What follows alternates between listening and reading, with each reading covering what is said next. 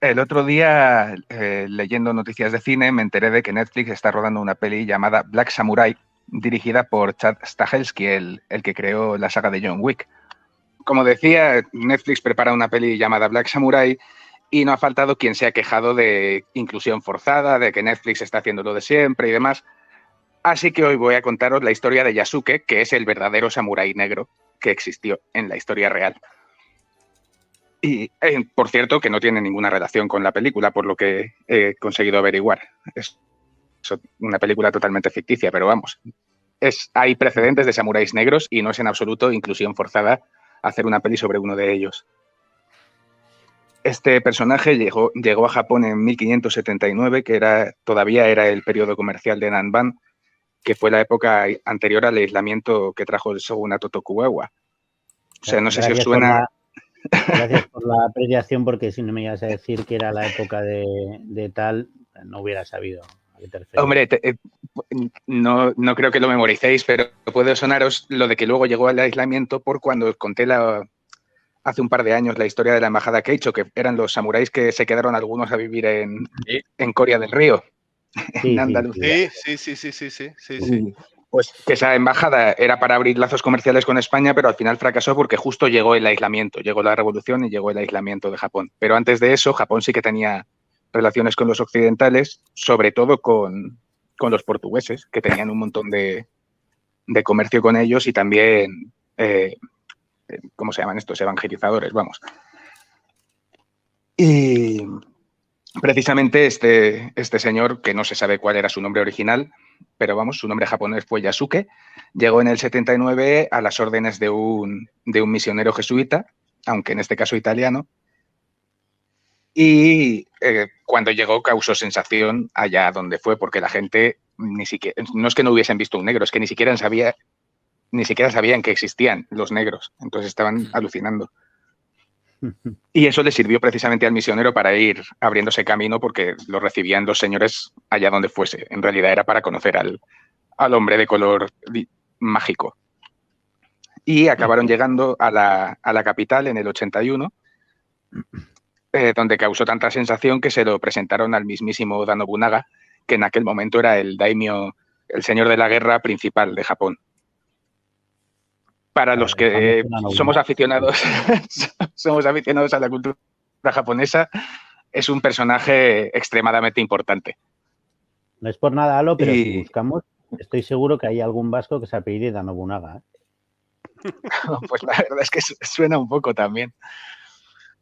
Desde luego no indoeuropeo.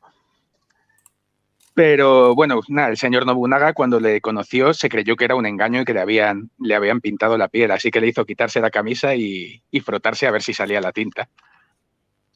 Cosa que no ocurrió. Y cuando por fin se lo creyó, se quedó completamente fascinado. Le gustaba, vamos, hay constancia, o sea, existe en la crónica Nobunaga por parte de Japón y también en los documentos de los propios el Nobunaga se quedó fascinado por su vida, por su origen y demás. No está claro. ¿Aló? Sí, perdón. ¿Se me está cortando solo a mí?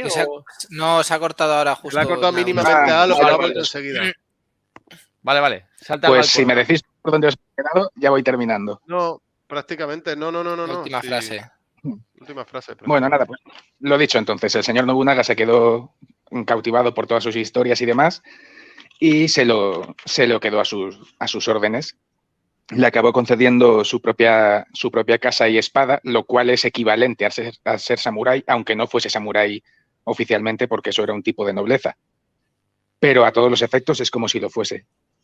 Estuvo sirviendo con él durante un año en varias batallas, hasta que finalmente Nobunaga fue derrotado y cometió el seppuku, que es el suicidio ritual, lo de clavarse la katana en el estómago. Madre mía. Pero además, seppuku es más que como el otro, que es muy conocido. No, es simplemente la forma vulgar y la forma oficial. O sea, harakiri en realidad viene a significar algo así como rajarse la tripa o algo así. El seppuku es el nombre bonito, que es el suicidio ritual, pero es exactamente lo mismo. O sea, pero tengo entendido que el seppuku tiene más prestigio y luego hay una forma de seppuku que incluye que cuando tú mismo te clavas la espada y se te cae el cuerpo hacia adelante, otra persona te corta la cabeza. Claro, eso se supone que es una cuestión de honor. Claro. Así me parece que murió Mishima, el escritor. Sí, es una historia buenísima. Sí. Podría hacer sección otro día porque está chulísima. No, es buenísima. Da para ciclo. Sí. Pero bueno, nada, como digo, aquí Nobunaga fue derrotado, cometió seppuku, Yasuke fue arrestado con el resto de sus fuerzas y no está claro lo que pasó a partir de ahí. Las crónicas de los vencedores dicen que el señor dijo que era un animal, no un japonés, así que no tenía por qué suicidarse y lo llevaron a una iglesia que se quedase con los jesuitas otra vez. Pero también hay otras crónicas que dicen que no, que lo mataron como al resto de soldados, porque el seppuku era una cuestión de honor que se suponía que tenías que realizar, pero que si tú decías que no querías realizarla, ellos te iban a forzar a hacerlo de todas formas, ¿sabes? Vale, yo pensaba que era una decisión voluntaria. Se supone que cualquier noble lo haría totalmente voluntario sin que nadie le obligase por honor. Pero no, obviamente no todo el mundo está dispuesto a suicidarse porque se suponga que tiene que hacerlo. Claro. Entonces, vamos, de hecho, hay muchísimos casos documentados de cómo les forzaban y les sujetaban y se suponía que aún así estaban salvando su honor al hacerlo. Y ellos decían, que ahora mismo el honor como que me da un poco igual, ¿eh? Sí. Así es igual que lo que hacían corriendo. Que si me das a elegir, prefiero vivir. Aquí hacían lo mismo para salvar tu alma, así que tampoco podemos juzgar.